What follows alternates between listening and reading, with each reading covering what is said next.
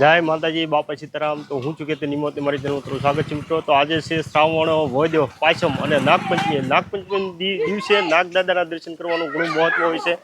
તો હું પણ આવ્યો છું સિહોરના નવા ગામ કનીવાવ જે નાગદાદાનું મંદિર છે અને આજે આપણે નાગબાપાના દર્શન કરવાના છે અને સાથે સાથે દાદાનો થોડોક ઇતિહાસ પણ જાણવાનો છે। તો ચાલો અંદર આપણે જઈશું અને દાદાના દર્શન કરશું।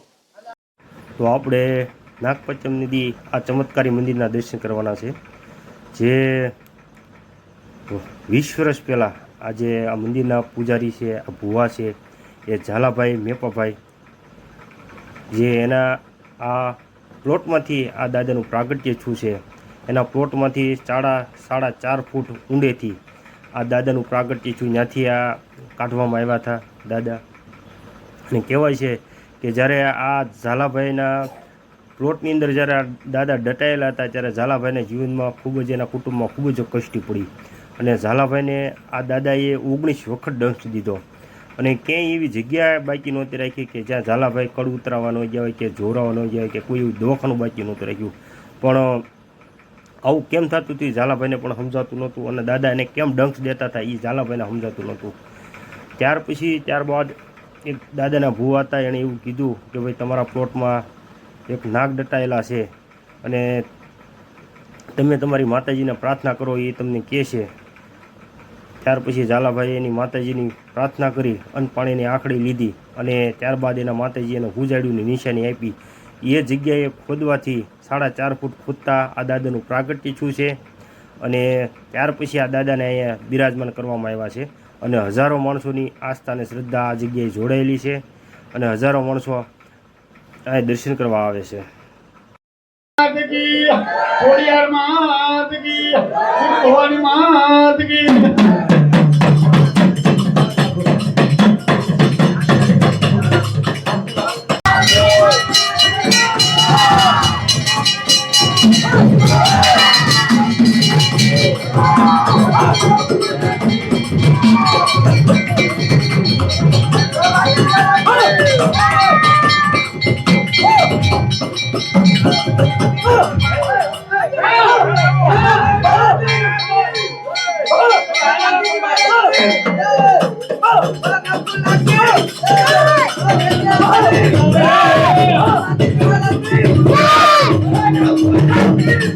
થોડી જ વારની અંદર આ ધજા લઈને ગામમાં ને આપણે ગામમાં એની શોભાયાત્રા નીકળશે। ત્યારબાદ આ ધજા પછી મંદિર માથે ચડાવવામાં આવે છે અને એની પણ ખૂબ જ મોટી તૈયારી કરી છે અને હમણાં થોડી જ વારની અંદર આ ધજાની શોભાયાત્રા ગામમાં નીકળશે।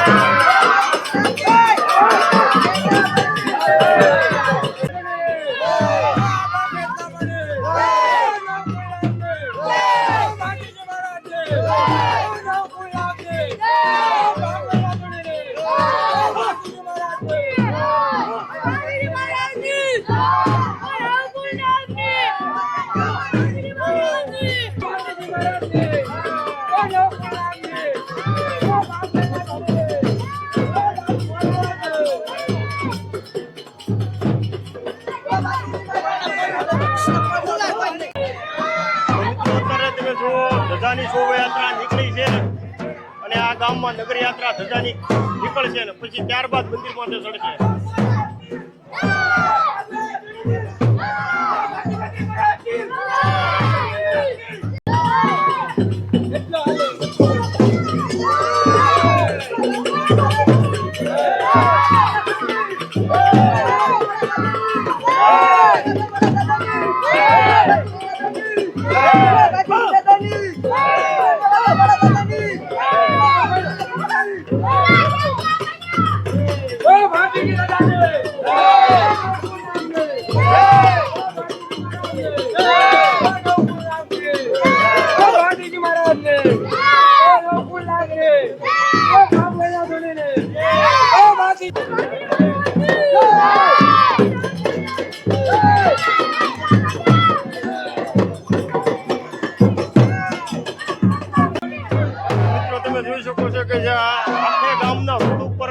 પગથિયા દોરવામાં આવ્યા છે અને ફૂલના મૂકવામાં આવ્યા છે. જ્યાં જ્યાં દાદા નીકળે છે, જ્યાં જ્યાં દાદા રસ્તે નીકળે છે, દાદાને પાવન કરવા પડે છે, ત્યાં એને ફૂલ હારથી એનું સ્વાગત કરવામાં આવે છે, પગે લાગવામાં આવે છે અને દાદાને ફૂલનો પ્યાલો પાવામાં આવે છે.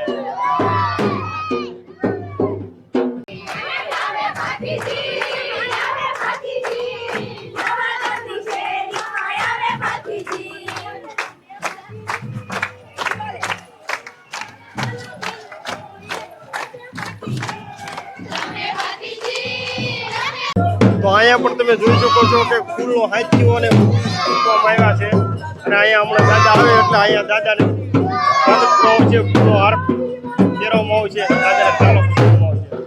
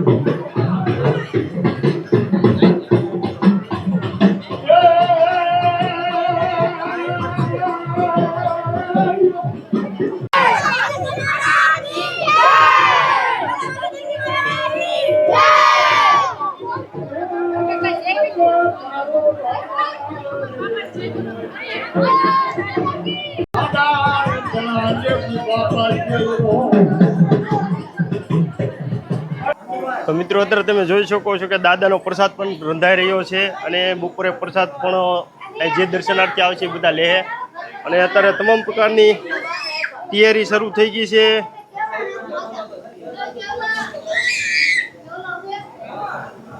તો અત્યારે તમે જુઓ તપેલા મોટા મોટા તપેલા મૂકીને રસોઈ પણ રાંધવામાં આવી છે અને બપોરે જે કોઈ આ દર્શનાર્થી આવશે અને અહીંયા પ્રસાદી લઈને જ આજ જશે.